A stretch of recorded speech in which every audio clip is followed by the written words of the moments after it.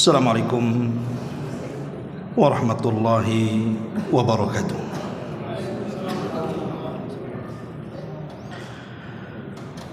Alhamdulillah, wassalatu wassalamu ala rasulillah wa ala alihi wa sahbihi wa mawalah wa la hawla wa la quwata illa billahi wa ba'd. Alhamdulillah, di malam hari ini kembali kita bisa duduk untuk bertalabul ilmi di Masjid Muhajirin, karena masih bertepatan dengan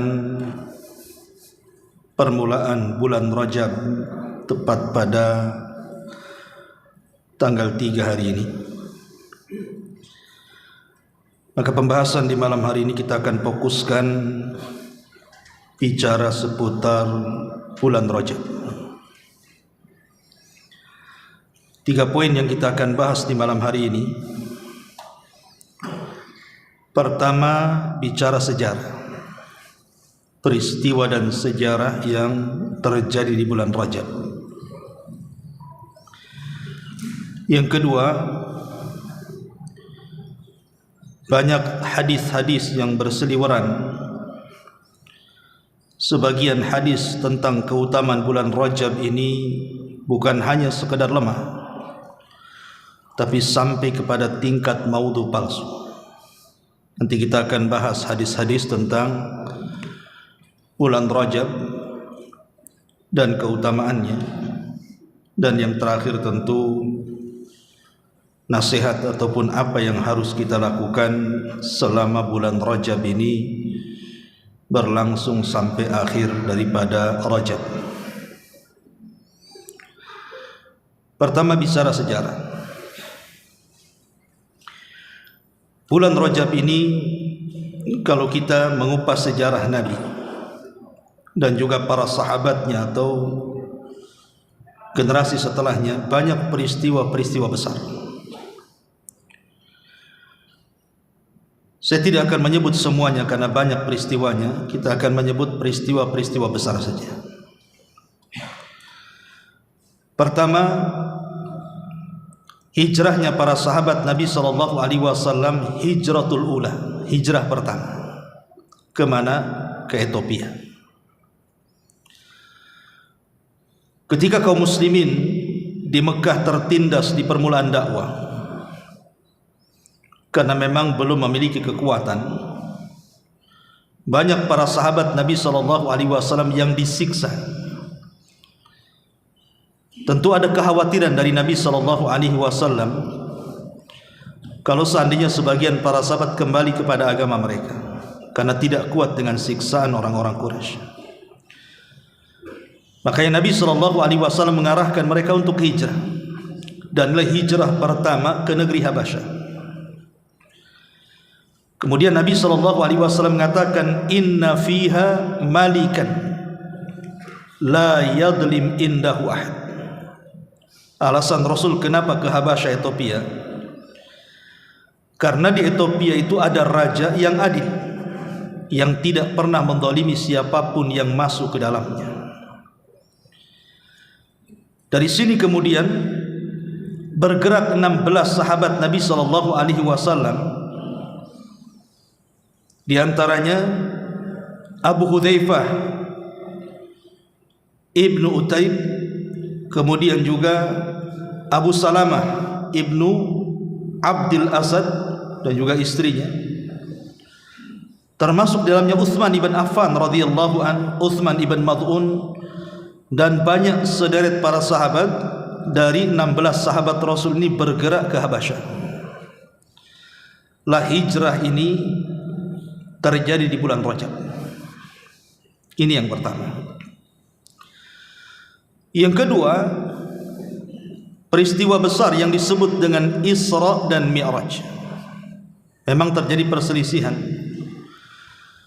tetapi Al-Imam Mubarakfuri di dalam kitabnya Rahiqul Maktum menukilkan pendapat Al-Allamah Al-Mansur Al-Fawri rahimahullahu ta'ala bahwa peristiwa Isra Mi'raj itu terjadi di bulan Rajab.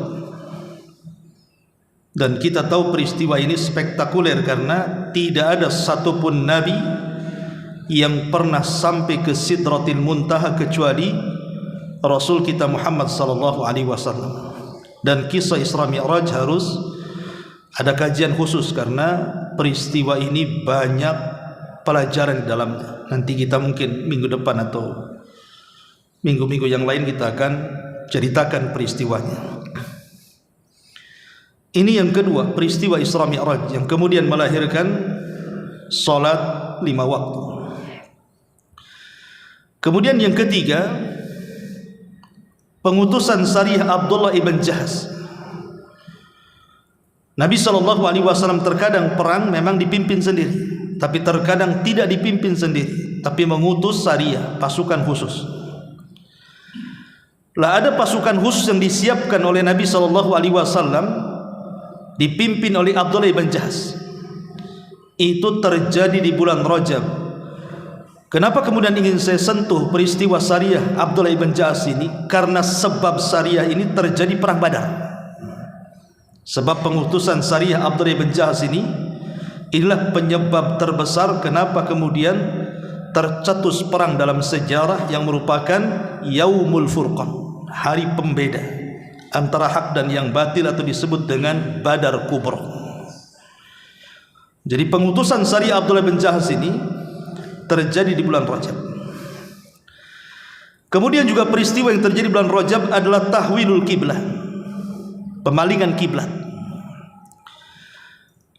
Ketika Nabi SAW belum hijrah, masih di Mekah, Nabi sempat sholat itu menghadap Baitul Maqdis selama 3 tahun. Jadi dari tahun ke-10 sebelum hijrah, atau setelah diangkatnya beliau menjadi Nabi, sampai tahun ke-13, artinya 3 tahun selama di Mekah, itu kiblat masih menghadap Baitul Maqdis. Kemudian setelah hijrah Nabi SAW di kota Madinah, maka Rasul pun masih menghadap Baitul Maqdis dan membelakangi Ka'bah. Dan itu selama 1 tahun 6 bulan beliau masih menghadap Baitul Maqdis. Baru tepat di bulan Rajab sebelum terjadi perang Badar, maka Nabi SAW ketika itu melihat bahwa kiblat mereka, orang-orang Yahudi, sama dengan kiblat kaum muslimin. Rasul tidak mau. Maka Nabi SAW berkeinginan untuk memalingkan kiblat dari Baitul Maqdis ke Mekah. Walaupun ketika terjadi pemalingan ini ribut, baik orang-orang Yahudi menyebarkan hoax gitu ya, ataupun orang-orang munafik, ataupun orang-orang musyrik Arab. Orang-orang Yahudi menganggap pemalingan kiblat itu adalah permainan agama Islam. Kok agama kok dimain-mainkan gitu. Dari Baitul Maqdis kok ujung-ujung dipindah pula ke Ka'bah. Orang-orang musyrik mengolok-olok dan mengatakan, lihat Muhammad sudah kembali kiblatnya ke arah kita, sebentar lagi dia meninggalkan agama dan kembali kepada agama kita, kata orang-orang musyrik Mekah itu. Apalagi orang munafik. Tetapi Allah Subhanahu wa taala menegaskan jangan pedulikan mereka, karena ini perintah Allah. Qad nara taqalluba wajhika fis sama falanuwalliyannaka qiblatan tardaha fawalli wajhaka syatral masjidil haram. Turun ayat ini. Pemalingan kiblat itu terjadi di bulan Rajab, tepat di salat asar. Jadi salat asar itulah pertama kali pemalingan kiblat dari Baitul Maqdis ke Baitullah Al-Haram. Kemudian juga terjadi perang Tabuk. Ini yang menarik kita bahas sedikit. Ma'asyiral muslimin yang dimuliakan Allah Azza wa Jalla. Kenapa saya tertarik dengan perang Tabuk ini? Karena kondisi sekarang kita lihat saudara kita yang ada di Palestina sedang dibantai oleh Zionis Yahudi. Makanya saya ingin sedikit memberikan gambaran perang Tabuk. Kita tahu bahwa Nabi SAW tidak pernah tinggal diam dengan Palestina. Di zaman Rasul, Palestina tidak dikuasai Yahudi, tapi dikuasai oleh Zionis Nasrani Romawi. Karena orang Yahudi belum ada di Palestina. Yahudi itu ada di Palestina setelah Perang Dunia Pertama, kemudian disusul dengan Perang Dunia Kedua. Artinya Zionis di zaman Nabi yang menguasai Palestina itu Nasrani Romawi.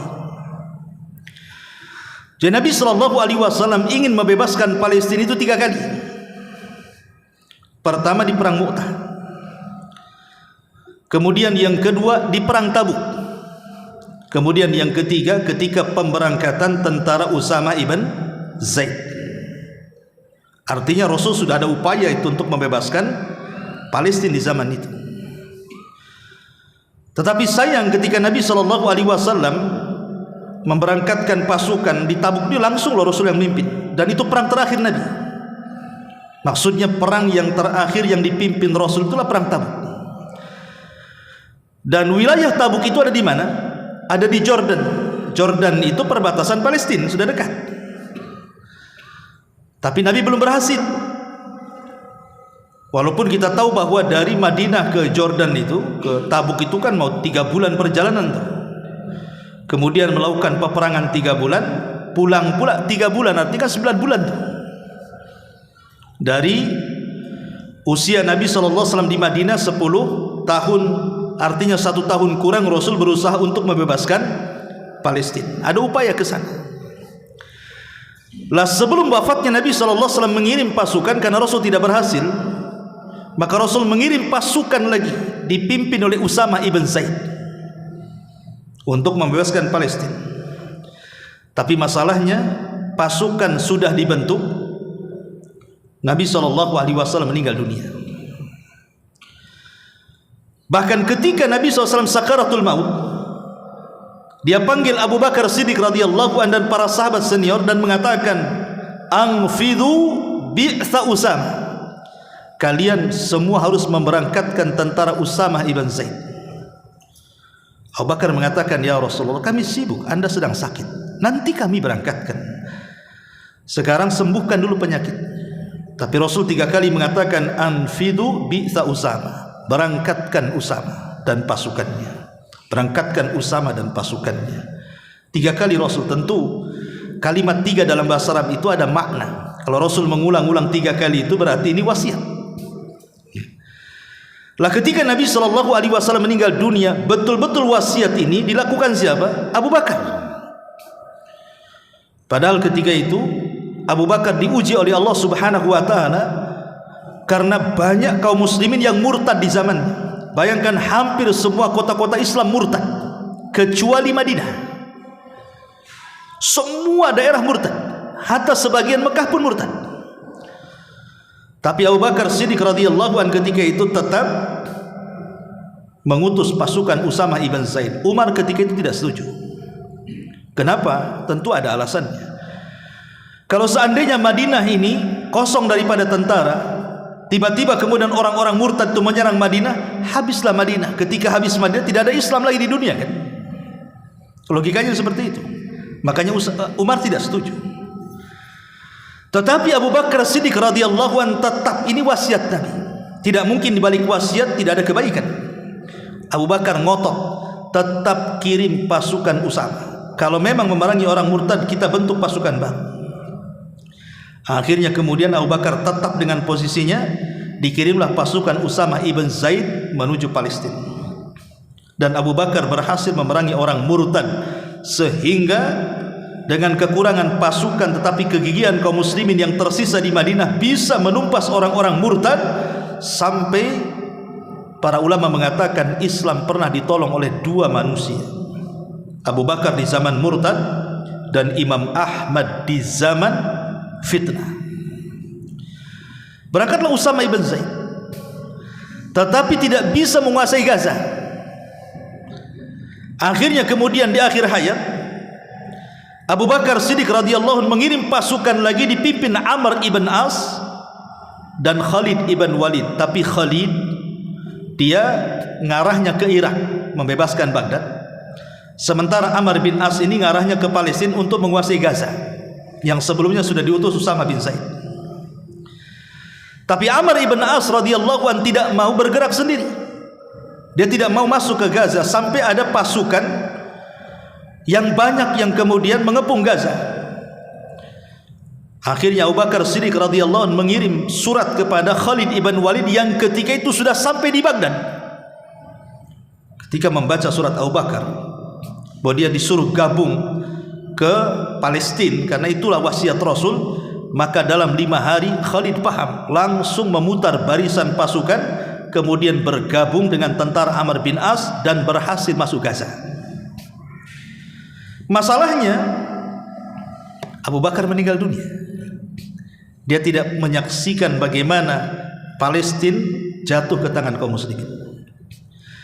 Baru di masa Umar bin Khattab radhiyallahu an, betul-betul Palestina yang dikuasai Zionis Nasrani Romawi ini takluk di tangan kaum muslimin oleh para tokoh-tokoh Islam, Abu Ubaidah ibn Jarrah, Khalid ibn Walid, dan banyak sekali orang-orang hebat dalam Islam yang meruntuhkan Palestina di zaman itu dikuasai kaum muslimin. Barulah Umar radhiyallahu anhu berangkat dari Madinah dan mengambil kunci Baitul Maqdis. Dari sini kita tahu bahwa pembebasan Baitul Maqdis itu bukan jasa Umar semata, tetapi sebelumnya ada Abu Bakar, dan sebelum ada Abu Bakar ada Rasulullah sallallahu alaihi wasallam. Artinya di sini apa? Ada sumbangsi Rasul. Dialah yang memulai pembebasan Palestina. Lah, salah satu sumbangsi Rasul sallallahu alaihi wasallam untuk membebaskan Palestina itu ya 3 kali peperangan. Perang Mu'tah yang pertama, itu mukaddimahnya. Kemudian yang kedua perang Tabuk, dan yang ketiga pengutusan tentara Usama ibn Zaid. Lah, perang Tabuk ini menurut Imam Ibnu Ishaq, seorang pakar sejarah, itu terjadi di bulan Rajab. Ya, itu terjadi di bulan Rajab. Bahkan kelak juga ketika kemudian Palestina dikuasai lagi oleh orang-orang Nasrani Romawi itu, di zaman Salahuddin Al-Ayyubi pun pembebasannya terjadi di bulan Rajab juga. Karena kan Palestina kan bolak-balik diserang ya. Ketika Daulah Abbasiyah datang tentara Maghul. Maghul itu dari mana? Dari Tatar, dari Cina. Dialah yang kemudian merontokkan Irak, Baghdad itu sampai banjir darah, genosida yang luar biasa oleh tentara Genghis Khan gitu ya, Maghul. Ini tentara Maghul ini bukan hanya menghancurkan Baghdad, itu sampai ke Suriah, sampai ke Palestina. Dan ketika sudah di depan Masjidil Aqsa, ada seorang imam, seorang pemimpin Islam dari Turki, seorang mazhab Maliki, ya, saya lupa namanya. Dialah yang kemudian menyerang orang-orang Maghul. Karena ketika itu hendak menghancurkan Baitul Maqdis, maka berhasil mengusir orang-orang Maghul kembali ke negaranya. Artinya di sini ikhwatu fillah muliakan Allah Azza wa Jalla, memang peristiwa Palestina dari zaman ke zaman seperti itu akan dikuasai, kemudian kita rebut kembali, dikuasai lagi, dan terakhir dikuasai kaum muslimin di tangan Al-Mahdil Muntadhar. Taib. Jadi peristiwa berikutnya adalah perang Tabuk. Kemudian juga wafatnya Najasyi. Wafatnya Raja Ethiopia itu terjadi juga di bulan Rajab, dan inilah satu-satunya raja yang beriman yang rakyatnya kufur. Raja Najasyi itu nama aslinya Ashamah ibnu Afjur namanya. Ashamah ibn Afjur, karena Najasyi itu kan istilah dari raja Habasyah Ethiopia, sama dengan Kisra bagi istilah raja Persia, kemudian Kaisar istilah raja Romawi, kemudian Tuba istilah raja Yaman, kemudian Muqawqus istilah raja Mesir, Iskandaria, dan begitu seterusnya. Maka Najasyi itu istilah raja dari Ethiopia, namanya Ashamah ibn Afjur, wafat di bulan Rajab, dan Rasul mensalat gaibkan di Madinah. Inilah salat gaib pertama yang dilakukan Rasul karena wafatnya Najasyi. Ini terjadi di perang di bulan Rajab. Kemudian perang Yarmuk, ma'ruf perang Yarmuk dalam sejarah, itu juga terjadi di perang di bulan Rajab. Dan banyak lagi, termasuk pembebasan Damaskus, kemudian pembebasan Andalus, ya, itu semua terjadi di bulan Rajab. Jadi banyak sejarah-sejarah yang terjadi di bulan Rajab. Taib, ini dari sisi sejarah. Kita masuk pada hadis-hadis palsu. Ma'asyiral muslimin yang dimuliakan Allah Azza wa Jalla, kita tahu kalau datang bulan Rajab, terutama di dunia medsos, terkadang berseliweran gitu ya, tentang keutamaan salat di bulan Rajab, puasa di bulan Rajab, sedekah di bulan Rajab, umrah dan begitu seterusnya. Tapi pertanyaannya, adakah hadis yang sahih yang menjelaskan tentang keutamaan bulan Rajab ini? Kita tidak ragu bahwa Rajab ini bulan mulia. Masuk pada surah At-Taubah 36. Ketika Allah Subhanahu wa taala berfirman dalam surah At-Taubah 36, "Inna iddatasy-syuhuri indallah 12 syahran fi kitabillah. Yauma khalaqas samawati wal ardh minha arba'atun hurum. Dzalika ad-dinul qayyim fala tadlimu fihinna anfusakum." Sesungguhnya bilangan bulan dalam setahun ketika Allah menciptakan langit dan bumi jumlahnya 12 bulan. Dari 12 bulan ini kata Allah, minha arba'atun hurum, ada 4 bulan yang disebut dengan bulan suci. Kemudian Rasul mengatakan, Allah mengatakan, itulah ketetapan yang Allah tetapkan bagi hamba-hambanya, maka jangan pernah kalian berlaku zalim di 4 bulan itu. Al-Imam Al-Bukhari dan Muslim meriwayatkan sebuah hadis ketika memberikan catatan kepada At-Taubah 36, menjelaskan 4 bulan yang dimaksud 36, kata Rasul, salasatun mutawaliyatun Dzulqa'dati wa Dzulhijjati wal Muharram war Rajabul Mudhar bainal Jumada wa Sya'ban. Kata Rasul, yang dimaksud At-Taubah 36, 4 bulan mulia itu yang 3 letaknya berturut-turut dan yang 1 terpisah. Adapun yang berturut-turut dimulai dari Dzulqa'dah, kemudian Dzulhijjah, kemudian Muharram. Ini berturut-turut. Ini disebut Asyhurul Hurum. Tapi yang 1 terpisah, itulah yang disebut dengan Rajab Mudhar. Yang kita sekarang berada di bulan Rajab Mudhar ini, tanggal 3 ya. Dari sini kita tahu bahwa bulan Rajab itu masuk pada Asyhurul Hurum, bulan-bulan mulia. Siapa yang memuliakan bulan ini, Allah muliakan dia. Siapa yang menghinakan bulan ini, Allah hinakan dia. Bahkan Ibnu Abbas radhiyallahu anhuma sampai memberikan catatan kepada kalimat fala tadlimu fihinna anfusakum, ujung dari ayat At-Taubah 36 itu. Apa kata Ibnu Abbas? Beliau mengatakan, siapapun yang melakukan kezaliman, walaupun kezaliman itu tetap dosa di bulan manapun dikerjakan, tapi kalau dilakukan di bulan-bulan suci, salah satunya Rajab, maka dosanya lebih besar dibandingkan di bulan-bulan lain dia lakukan kezaliman. Begitu juga amal soleh. Siapapun yang beramal soleh, dasarnya amal soleh itu berpahala, dilakukan di mana bulan pun. Tapi kalau dilakukan di bulan-bulan hurum, maka pahalanya jauh lebih besar. Kalau saya dekatkan pemahaman, kalau kita melakukan solat sunnah di bulan Rajab, itu pahalanya lebih besar dibandingkan di bulan Jumadil Awal atau Jumadil Akhir atau Safar. Begitu juga orang yang berzina, berghibah, minum khamr, berjudi atau apapun maksiatnya, dilakukan di bulan Rajab, Allah lipat gandakan dosanya dibandingkan ia lakukan di bulan-bulan selain Asyhurul Hurum. Lah perkataan Imam Ibnu Abbas ini radhiyallahu anhuma dikuatkan oleh perkataan Imam Qatadah juga yang disebutkan dalam tafsir At-Tabari. Dia menukilkan hal yang sama. Artinya dari sini bahwa bulan Rajab ini bulan istimewa, karena orang yang bermaksiat dilipat gandakan dosanya, tapi orang yang beramal juga dilipat gandakan pahalanya, kan itu. Kita tidak ragu lagi bahwa Rajab ini bulan mulia. Tapi masalahnya, adakah amalan-amalan khusus? Seperti bulan Dzulhijjah ada puasa, bulan Muharram ada puasa, gitu ya. Kemudian juga bulan Ramadan jelas gitu amalannya banyak, gitu ya. Adakah di bulan Rajab itu amalan khusus? Rupanya tidak ada satupun amalan khusus. Baik, ada beberapa hadis yang tersebar, kita jelaskan. Pertama, Nabi SAW mengatakan, Rajabun syahrullah, Rajabu syahrullah, wa Sya'ban syahri, wa Ramadan syahru ummati. Bulan Rajab ini adalah bulan Allah, Sya'ban bulanku, dan Ramadan bulan umatku. Para ulama mengatakan hadis ini maudhu, hadis ini palsu, tidak ada sanadnya. Tapi ini banyak di masyarakat yang membacakan hadis ini. Kemudian yang kedua, ada hadis yang mengatakan fadlu syahri Rajab ala syuhuri ka fadlil Qur'ani ala sairil kalam, wa fadlu syahri Sya'ban ka fadli ala sairil anbiya, wa fadlu syahri Ramadan ala syuhur ka fadlillahi ala sairil ibad.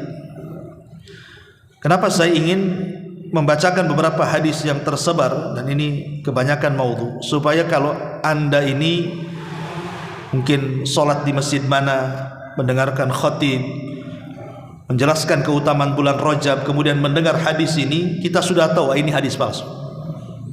Jangan disebar, karena Nabi SAW dengan tegas mengatakan, siapapun yang menyebar hadis palsu itu falyatabawwa maq'adahu minan nar, silahkan ambil tempat duduknya di neraka.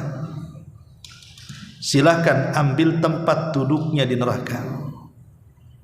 Enggak boleh menyebar hadis palsu kecuali dijelaskan ini palsu. Kalau tidak dijelaskan, berdosa kita. Kata Nabi SAW di sini, keutamaan bulan Rajab atas bulan-bulan yang lainnya seperti keutamaan Al-Quran atas semua perkataan manusia.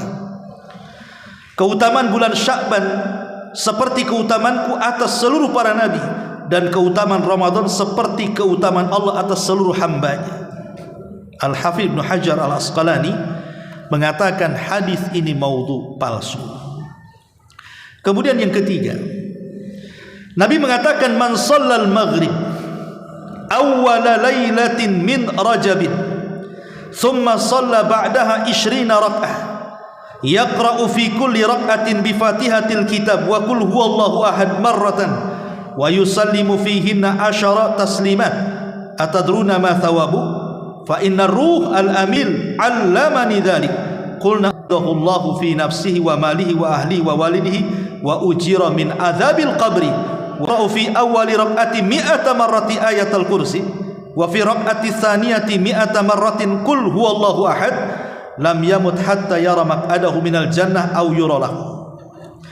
Barang siapa yang berpuasa 1 hari di bulan Rajab dan salat 4 rakaat, di rakaat pertama baca ayat kursi 100 kali dan di rakaat kedua baca surah Al-Ikhlas 100 kali, maka dia tidak akan mati sampai diperlihatkan tempat duduknya di sorga. Al-Hafidh Ibn Hajar Al-Asqalani mengatakan semua rawinya lemah dan tidak ada yang sahih. Bahkan sebagian para ulama mencantumkan hadis ini dalam kitab Al-Mawdu'at, hadis-hadis maudhu. Ini yang keempat. Yang kelima, Nabi SAW mengatakan man shoma yauman min Rajab adalah siyama syahri. Barang siapa yang berpuasa 1 hari di bulan Rajab, ganjarannya sama dengan berpuasa 1 bulan. Hadis ini dhaifun jiddan, memang tidak palsu tapi lemah sekali dan tidak bisa dijadikan dalil. Kemudian juga hadis yang kelima, inna fil jannati nahran yuqalu lahu Rajab ma'uhu ashaddu bayadan minal laban wa ahla minal asal man sama min Rajabin yawman wahidan saqahu Allahu min dzalika nahar. Sungguh di sorga itu ada sungai yang disebut dengan sungai Rajab. Airnya lebih putih daripada susu, lebih manis dibandingkan madu. Barang siapa yang berpuasa 1 hari pada bulan Rajab, maka Allah akan memberikan minuman kepadanya dari sungai Rajab di sorga. Hadis ini batil. Ya, hadis ini batil, tidak sahih. Bahkan diletakkan oleh Syekh Albani rahimahullahu ta'ala dalam kitabnya Silsilah Ahadits Ad-Dhaifah wal Mawdu'ah. Kemudian hadis yang ketujuh, man shama 3 ayyamin min Rajab kutiba lahu siyamu syahrin wa man shama 7 ayyamin min Rajab aghlaqallahu anhu 7 abwabi min nar wa man shama 8 ayyamin min Rajab fatahallahu 8 minal jannah wa man shama nisfa Rajab hasabahullahu hisaban yasira. Barang siapa berpuasa 3 hari pada bulan Rajab, ditulis Allah Ta'ala mengatakan bahwa riwayatnya mungkar, tidak bisa diamalkan. Kemudian hadis yang berikutnya, yang ke-9, kana idza dakhala Rajab Nabi kalau masuk di bulan Rajab itu qala Allahumma barik lana fi Rajaban wa ballighna Ramadan. Ya Allah berkahi. Makanya di sini saya akan menukilkan dua perkataan ulama.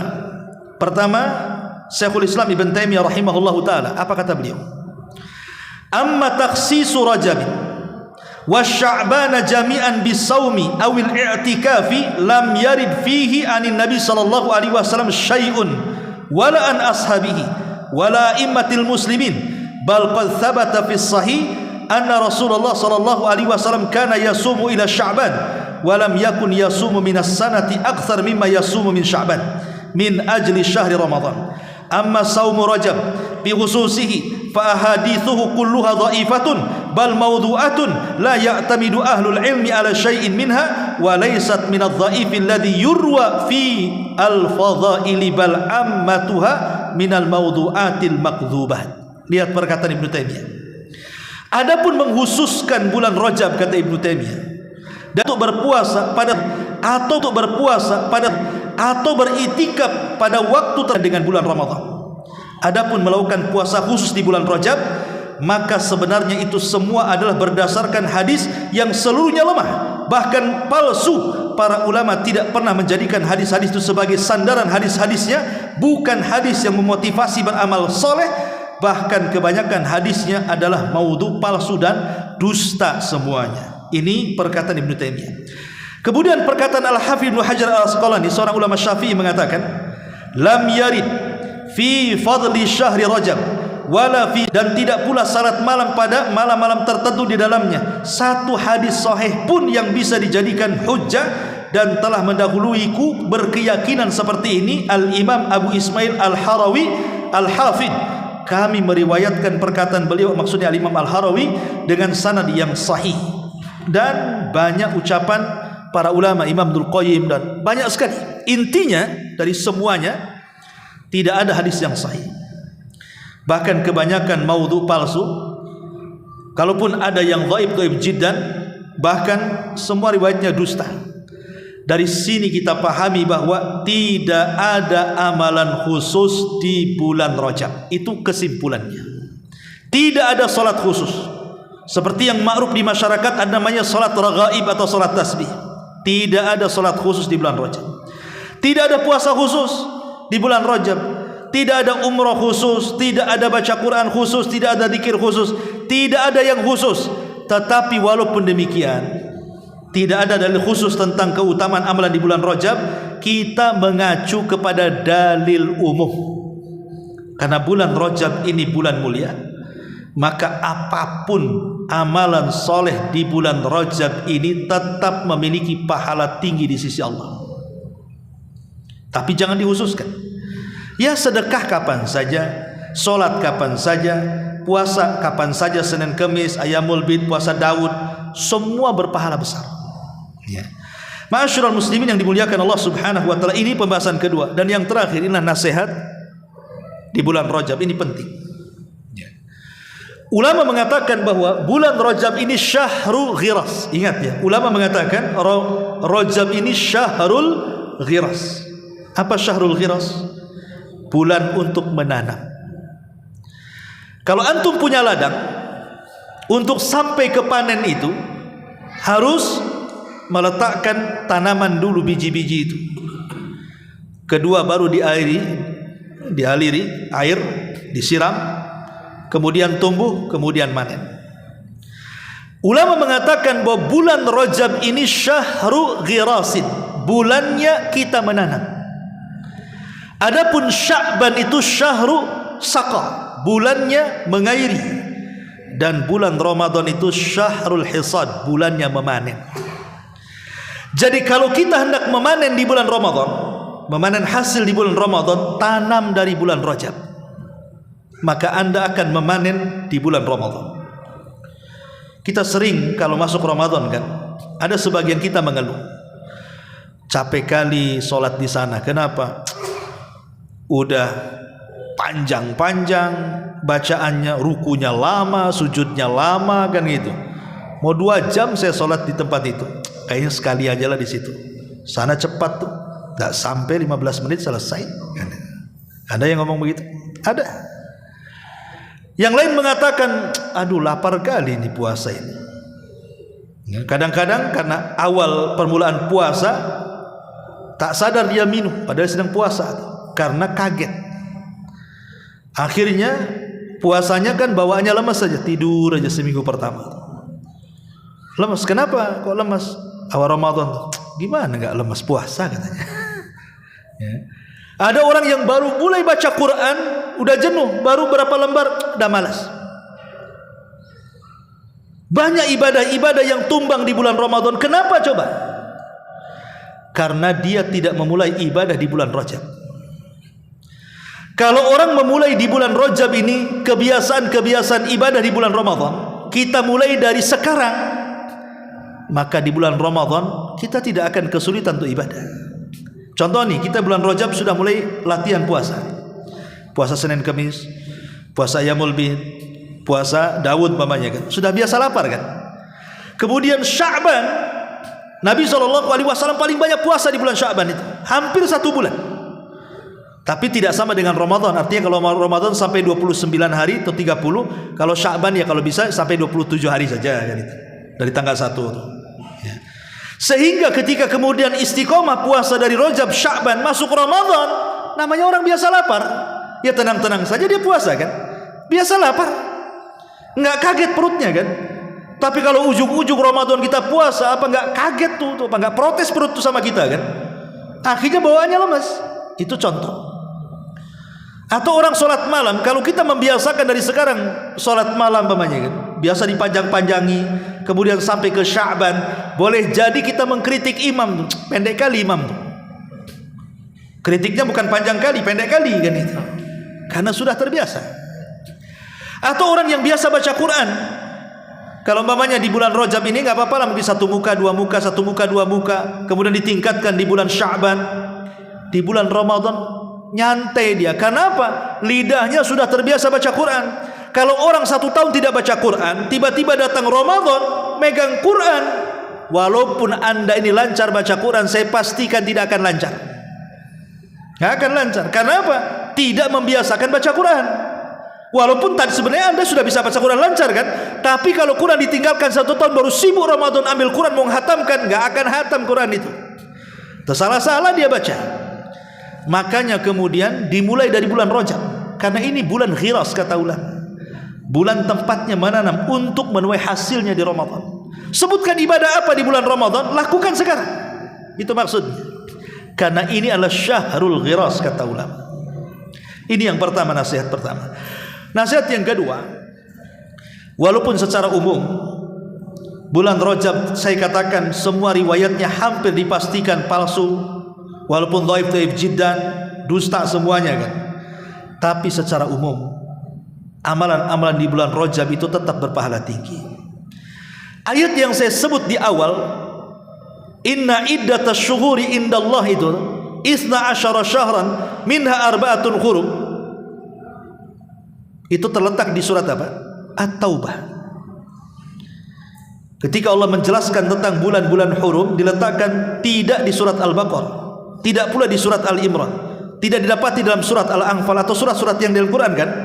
Tapi Allah menjelaskan keutamaan bulan-bulan hurum, salah satunya Rajab itu di surat apa?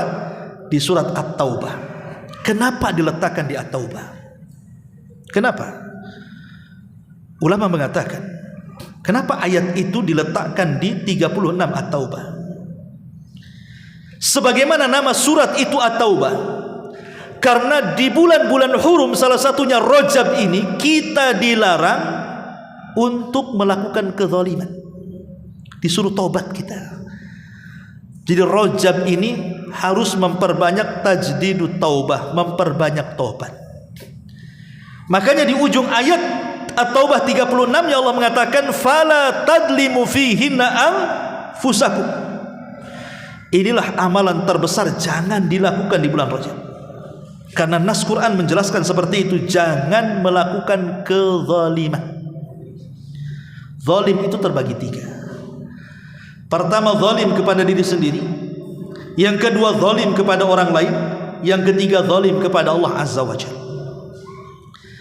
Ketika kita kemudian melalaikan ketaatan-ketaatan di bulan Rajab, padahal kita tahu bulan Rajab itu Asyhurul Hurum, seperti kita meninggalkan yang wajib-wajib, atau malas melakukan yang sunnah-sunnah, atau mungkin kita ini malas untuk berzikir, berdoa, hakikatnya kita sedang mendolimi diri kita sendiri karena tidak memanfaatkan bulan Rajab. Ini kan bulan mulia, kesempatan kita ini untuk banyak melakukan hal yang wajib dan yang sunnah kan. Ketika kemudian ada peluang untuk melakukan kebaikan, kemudian kita tidak ambil, hakikatnya kita sudah mendolimi diri kita di bulan Rajab. Kenapa? Karena ada peluang kebaikan kita tidak melakukannya, dan itu artinya zalim terhadap diri sendiri. Lakukan amal soleh. Kalau ada peluang, kenapa tidak? Ada peluang solat, ada peluang sedekah, ada peluang zikir, ada peluang baca Quran. Lah peluang-peluang ini kemudian kita tinggalkan, maka hakikatnya kita sedang mendolimi diri kita sendiri di bulan Rajab. Ini pertama. Yang kedua, zalim kepada manusia. Stop di bulan Rajab ini, jangan mendolimi manusia. Anda sebagai bos jangan dolimi karyawan ya. Anda mungkin sebagai suami jangan mendolimi keluarga, jangan mendolimi tetangga. Anda seorang pemimpin jangan mendolimi rakyat, dan begitu seterusnya. Tidak boleh berlaku zalim. Ataupun yang lebih besar daripada itu, zalim kepada Allah, melakukan kesyirikan, datang ke dukun, percaya kepada tangkal, kelenik-kelenik dan begitu seterusnya. Oh, lebih besar lagi dosanya, karena Allah melarang jangan berlaku zalim. Dari kalimat jangan berlaku zalim dan ayat ini tercantum dalam At-Taubah, maknanya bahwa kita disuruh untuk memperbanyak taubat di bulan Rajab ini. Karena hasil daripada taubat apa? Innallaha yuhibbut tawwabin wa yuhibbul mutatahhirin. Allah senang dengan orang-orang yang taubat. Kalau kita gunakan di bulan Rajab ini untuk bertobat, maka Allah akan senang kita di bulan Sya'ban. Allah senang kepada kita di bulan Sya'ban. Kalau Allah sudah cinta dan senang kita di bulan Sya'ban, maka kita akan menjadi orang pilihan di bulan Ramadan. Begitu rangkaiannya ya. Makanya letakkan di surah Taubah di sini. Ma'asyiral muslimin yang dimuliakan Allah Azza wa Jalla. Kemudian juga lebih daripada itu, kalau kita tidak malas untuk baca istighfar, astagfirullah, mungkin sampai ratusan atau ribuan kali, ambillah satu istighfar. Tapi satu istighfar ini merupakan sayyidul istighfar, baca di pagi dan sore hari. Sebagaimana Nabi SAW bersabda, sayyidul istighfar, Allahumma anta rabbi la ilaha illa anta khalaqtani wa ana abduk wa ana ala ahdik wa wa'dika mastata' a'udzubika min syarri ma sana' abu'u laka bi ni'matika 'alai wa abu'u bi dzambi faghfirli fa innahu la yaghfiru dzunuba illa anta. Ini namanya sayyidul istighfar. Ya Allah, Engkau adalah Tuhanku, tiada Tuhan selain Engkau. Engkaulah yang telah menciptakan aku, dan aku adalah hamba-Mu. Aku tetap pada ikatan dan perjanjian semampuku. Aku berlindung kepadamu dari kejahatan yang aku perbuat. Aku mengakui dosaku kepadamu. Aku mengakui nikmat-Mu yang Kau berikan kepadaku. Maka ampunilah aku, sungguh tidak ada yang dapat mengampuni dosa kecuali Engkau. Ini namanya sayyidul istighfar.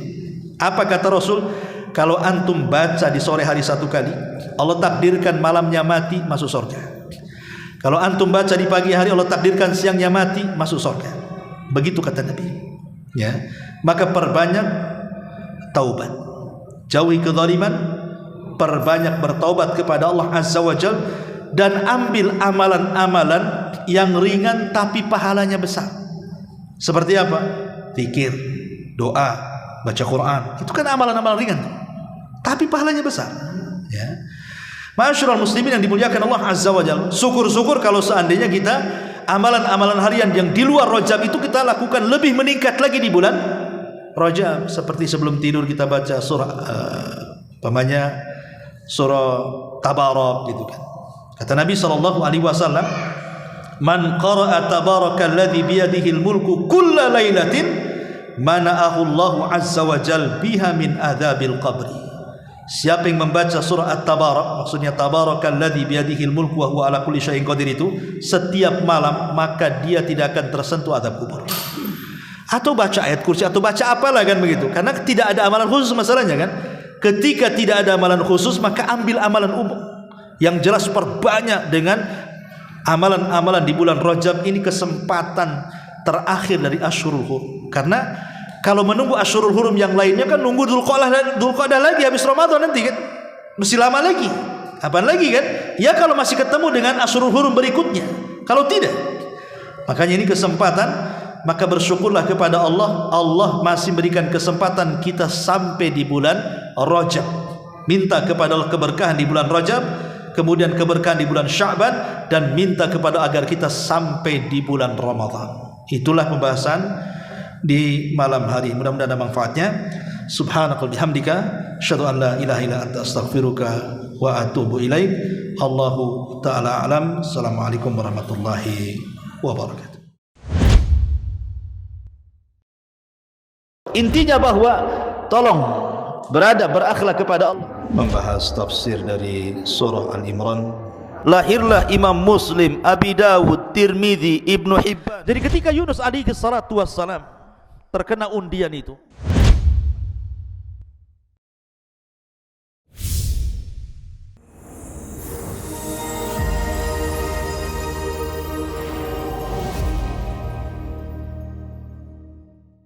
Nerosit memberikan perlindungan 24 jam dari keluhan asam lambung.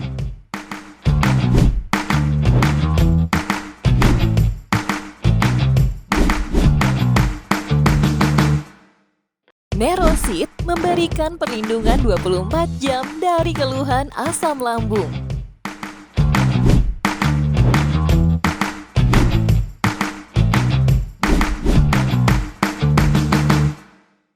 Nerosit memberikan perlindungan 24 jam dari keluhan asam lambung.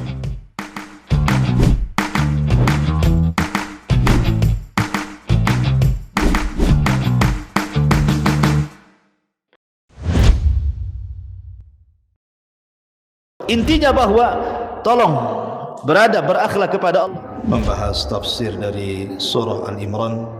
Lahirlah Imam Muslim, Abi Dawud, Tirmidzi, Ibnu Hibban. Jadi ketika Yunus alaihi salatu wassalam terkena undian itu,